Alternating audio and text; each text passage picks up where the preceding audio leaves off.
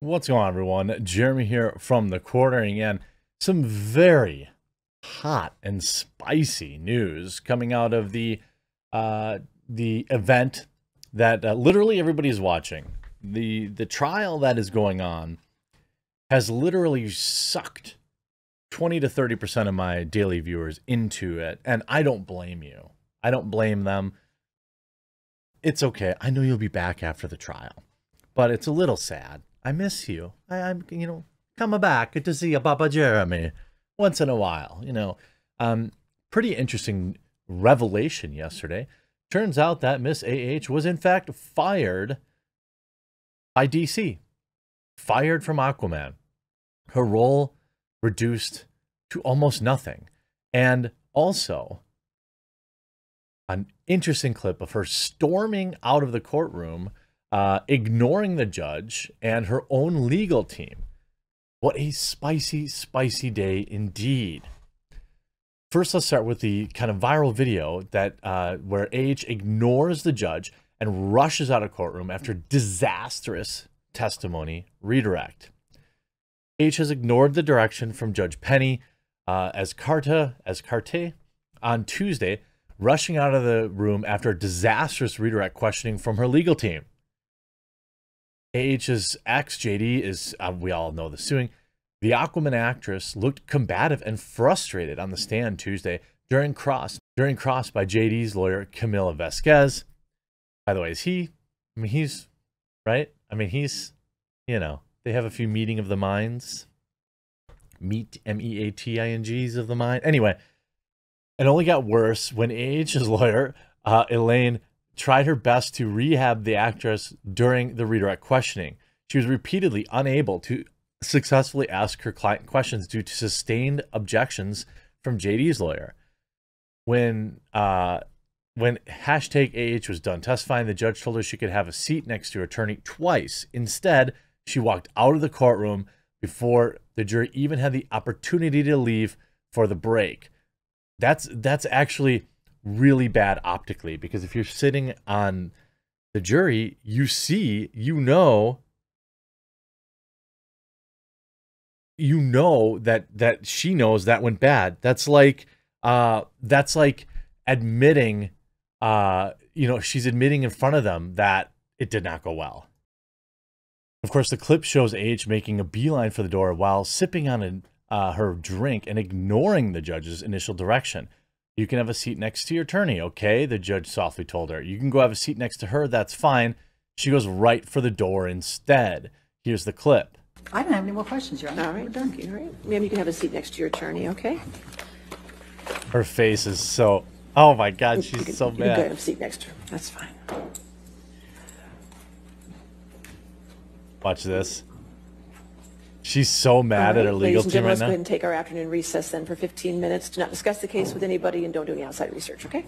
Just out. She's just aggressively drinking that water. You could see JD is very, very happy, hugging his attorney. They're smiling. Yikes. She took on first cross from JD's legal team on Monday, which continued through Tuesday. Early on during cross, Vasquez played audio for the court that revealed why JD had not once looked AH in the eyes during the trial. You will not see my eyes again, JD promised AH in a meeting in 2016, the last time the couple spoke in person. He won't look at you, right? Vasquez asked AH during the first hour. You know exactly why he won't look at you, she pressed. He promised you he would never see his eyes again. Is that true? I don't recall that. AH responded before JD's team played the tape. Please, I just want to hug you and say goodbye. AH begs JD, I am nothing to you, and I will always be nothing to you, the Pirates of the Caribbean actor said back. You will not see my eyes again. Powerful stuff. Vasquez also played audio of AH begging Johnny to stay and have a, quote, normal fight with her instead of leaving and getting space. JD's team also suggested the clips revealed the AH's pattern of trying to spark fights with the actor when he tried to leave and defuse the situation. She contended that on the stand, she was trying to get JD to stay because he would otherwise leave to do bad things, putting her at risk. There's no mention of that on the audio, though. Well, yeah, and check this out. I think maybe the petition worked. did the petition work? I mean, it seems like it with 3 million plus signatures.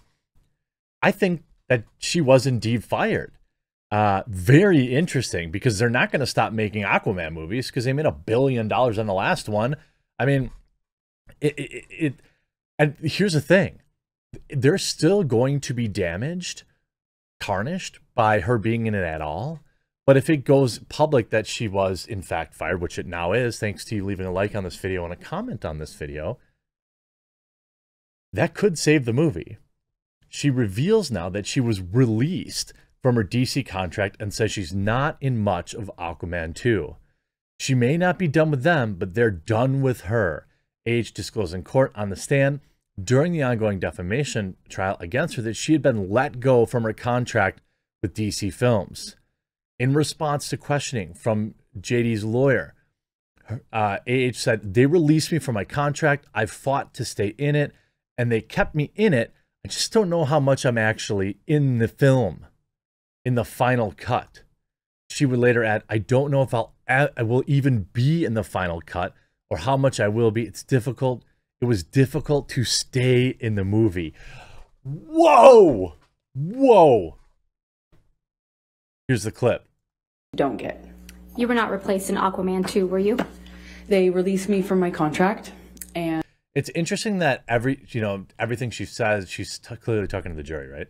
I fought to stay in it, and they kept me in it. I just don't know how much I'm in, actually, of the final cut. And you testified yesterday that L'Oreal actually extended your contract in April of 2020. Is that correct? In part, they extended it and held me. And you testified yesterday that L'Oreal extended your contract again in November of 2021, correct? Not exactly. They extended it because it couldn't use me or any of the materials for me. And that extension was for 20 months, right? That's correct.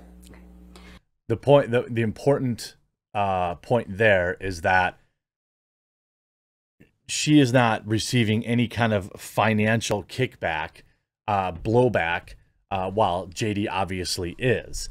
This is a huge bombshell that, like, I haven't seen really anybody reporting on. Probably the YouTube space has covered it.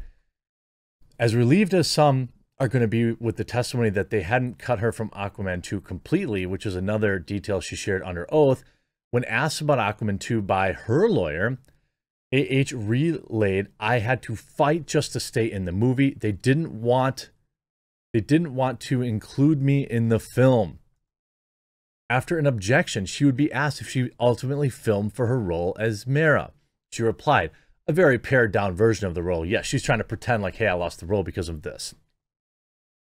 The actress then went on to reveal several combat scenes were initially set won't be among those minutes. As it turns out, they were cutting the scenes beginning with the script. AH relayed, "They took a lot of, I was given a script and given new versions of the script. They had taken away scenes that had action in it and had depicted my character and another character without giving away any spoilers, two characters battling with each other. They basically took a bunch out of my role," she claimed. They just removed a bunch. That's actually nuts. Now, this obviously on top of original kind of news, like Grace Randolph broke back in the day, that she had less than 10 minutes of screen time in the film. There are petitions, though. There was nearly 3 million signatures, I believe, now. As for petitioners, they seem to have succeeded when, as she vehemently mentioned, AH tried to stay in the film and with DC, but it was not to be. Her salary for each film came to light under testimony. Her contract netted her $1 million for the first Aquaman and $2 million for the second Aquaman. That's actually not that much money. I mean, it is for like us normal people, but for a Hollywood salary, that seems low. No, I don't know. Maybe that's probably what 10 minutes of screen time is worth. I mean, $2 million for 10 minutes of screen time. That's pretty good. Additionally, she was paid $200,000 an episode for the Stand series, an adaptation previously adapted by Stephen King, and also starred the equally troubled Ezra Miller. It's actually nuts. This on top of, you know, her admitting to raising her hands to him multiple times. She said, I had to defend myself. Well, I mean, that's what you say. I don't think you're very believable. I don't think that, you know, when you look at the public's opinion of you, it doesn't look good. The only people actually supporting her are the mainstream media, and we all know what their kind of credibility is. I mean, it's garbage. So what an interesting situation. Now, the actual petition currently has 4.2 million signatures. These are all paying customers. All paying customers, right? Many paying customers. There's no way that, you know, DC is looking at this as anything but a disaster. And I would suspect that they will make a formal announcement before the movie comes. I just really do. I think they're just waiting for the end of this trial, and then you're going to see some formal announcements. Win, lose, or draw for her, I think that they're probably going to cut her, make a more public separation. I hope you enjoyed this video. We'll talk to you again real soon.